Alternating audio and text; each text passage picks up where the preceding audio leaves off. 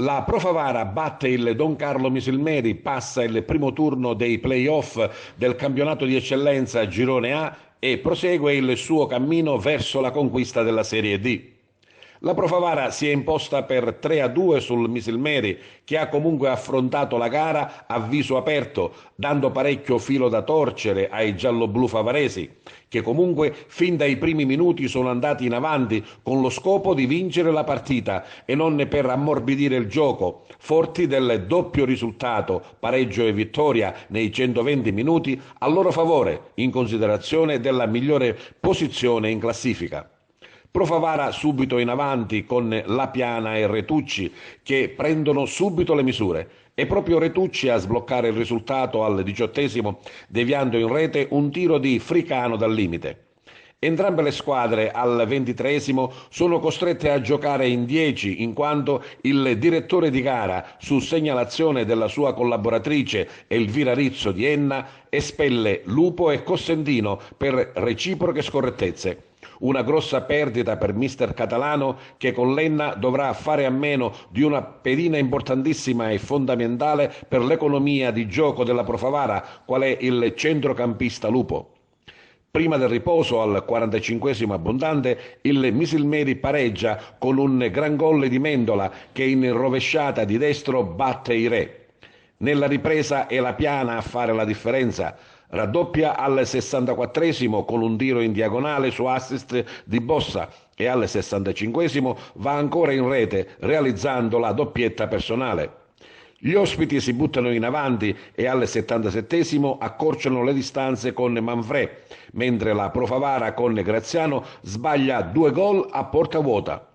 Il sogno per la Pro Favara continua. Domenica prossima step ad Enna, che arrivata seconda nella sessione regolare si era già qualificata direttamente per il secondo turno dei playoff. Che noi abbiamo avuto un approccio importantissimo, abbiamo subito preso il pallino del gioco, abbiamo messo palla a terra, riuscivamo a giocare la palla molto velocemente, cambi gioco da destra a sinistra. Fino all'espulsione devo dire che abbiamo fatto un ottimo primo tempo, loro sono stati pericolosi su 2 palle inattivi, su 2 calcio d'angoli, niente di più. Dopo l'abbiamo sbloccata, abbiamo pensato un po' di gestirla fino alla fine del primo tempo e come al solito un episodio, perché è stato anche bravo, perché bisogna dare merito anche agli avversari, è stato anche bravo il giocatore del Misilmeri e ha pareggiato la partita.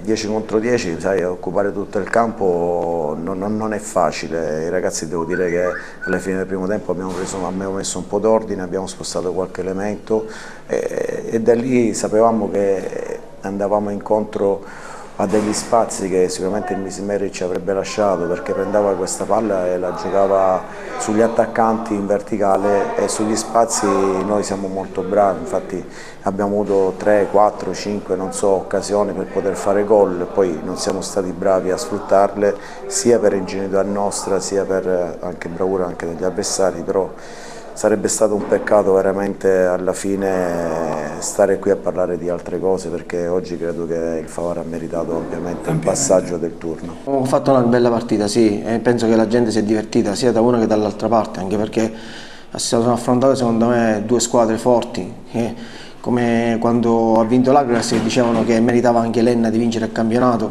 Io credo che quest'anno queste 4 squadre hanno veramente fatto un campionato di eccellenza veramente ad alti livelli, perché si sono viste trame di gioco, si sono viste gol bellissimi da una e dall'altra parte.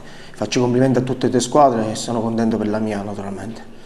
Sì, diciamo che 2 squadre che hanno dato battaglia, che si sono giocati questa semifinale nel migliore dei modi, e devo dire che ampio merito va al Pro Favara, che anche in campionato ha dimostrato di essere una squadra competitiva, una squadra quadrata, organizzata, allenata benissimo, e quindi sicuramente hanno meritato di raggiungere la finalissima. Il rammarico nostro è quello di magari aver concesso la prima mezz'ora, i primi 40 minuti, essendo un po' timorosi e lasciando un po' la supremazia territoriale al Pro Favara. Poi alla fine dei conti il secondo tempo siamo venuti un po' fuori, abbiamo giocato molto meglio, sciolti, abbiamo creato qualcosina in più, certo abbiamo lasciato il contropiede al Pro Favara, ma era inevitabile visto i 2 gol subiti in maniera abbastanza superficiale, quindi rimane il rammarico di non aver magari avuto la concentrazione giusta di tenere la partita in bilico e giocarcela fino in fondo. Comunque è stata una partita molto difficile, sapevamo che il Misilmeri non veniva qua giustamente a difendersi, anzi ci aspettavamo questa aggressività.